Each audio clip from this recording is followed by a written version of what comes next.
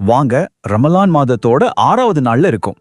இந்த நாளை எப்படி கருணையும் ஆசீர்வாதமும் நிறைஞ்ச நாளா மாத்திக்கலாம்னு இந்த சின்ன பகுதியில பார்க்கலாம்.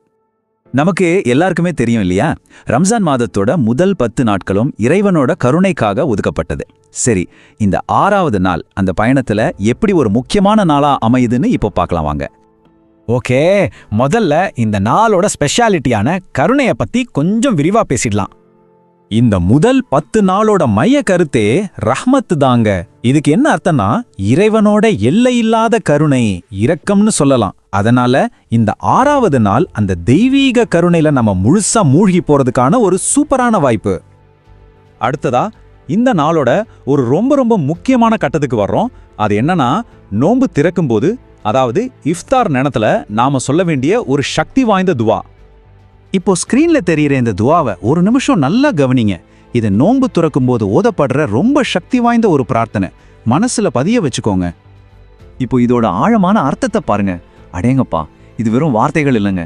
இது நம்மளோட நம்பிக்கை, நன்றி, அப்புறம் முழுமையான சரணாகதி எல்லாத்தையும் வெளிப்படுத்துற ஒரு அழகான பிரகடனம். சரி, பிரார்த்தனை மட்டும் பண்ணா போதுமா?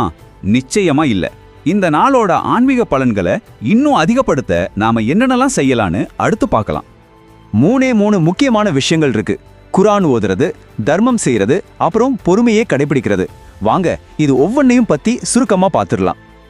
இந்த ரமலான்ல முழு குர்ஆனையும் ஓதி முடிக்கணும்னு ஒரு இலக்கு வச்சிருக்கீங்களா?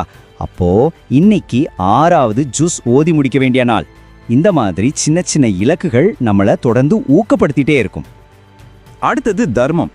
ஒன்று மட்டும் நல்லா ஞாபகம் வச்சுக்கோங்க, இந்த புனித மாசத்துல நாம செய்யற சின்ன நல்லதுக்கு கூட நன்மை பல மடங்கு கிடைக்கும். அதனால முடிஞ்ச அளவுக்கு இன்னைக்கு ஒரு தர்மம் செய்ய முயற்சி பண்ணுங்க. இப்ப பொறுமைக்கு வருவோம். இங்க ஒரு சுவாரஸ்யமான விஷயம் என்னன்னா, 6வது நாள்ல நம்ம உடம்பு ஓரளவுக்கு நோன்புக்கு பழகி இருக்கும். அதனால உடம்பு கஷ்டத்தை விட இப்போ ஆன்மீக ரீதியான ஒழுக்கத்துல, அதாவது நாவடக்கத்துல கவனம் செலுத்த இதுதான் சரியான நேரம். கடைசியா ஆனா ரொம்ப முக்கியமான ஒரு விஷயத்தை பத்தி பார்க்க போறோம். நம்ம உடம்பு ஆரோக்கியமா இருந்தாதானே வழிபாடுகளை சரியா செய்ய முடியும். அதனால உடம்புக்கும் சரி ஆன்மாவுக்கும் சரி தேவையான ஊட்டச்சத்து பத்தி பார்க்கலாம். குறிப்பா சஹர்லையும் இஃப்தார்லையும் உடம்புல நீர்ச்சத்தை தக்க வைக்கிற உணவுகள் ரொம்ப முக்கியம். உதாரணத்துக்கு தர்பூசணி, ஆரஞ்சு, பேரிச்சம்பழம் இதையெல்லாம் அதிகமா எடுத்துக்கிட்டா நாள் முழுக்க சோர்வு இல்லாம இருக்கலாம். இந்த புனிதமான 6வது நாள்ல உங்களுடைய பிரார்த்தனைகள் எல்லாமே இறைவனால ஏற்றுக்கொள்ளப்படட்டும். போறதுக்கு முன்னாடி உங்களுக்காக ஒரு கேள்வி. இன்னைக்கு இறைவனோட கருணையின் வெளிப்பாடாவோ இல்ல உங்க பொறுமையின் அடையாளமாவோ எந்த ஒரு செயல்ல நீங்க கவனம் செலுத்த போறீங்க? யோசிச்சு ஒரு நல்ல முடிவை எடுங்க. அடுத்த பகுதியில சந்திக்கலாம்.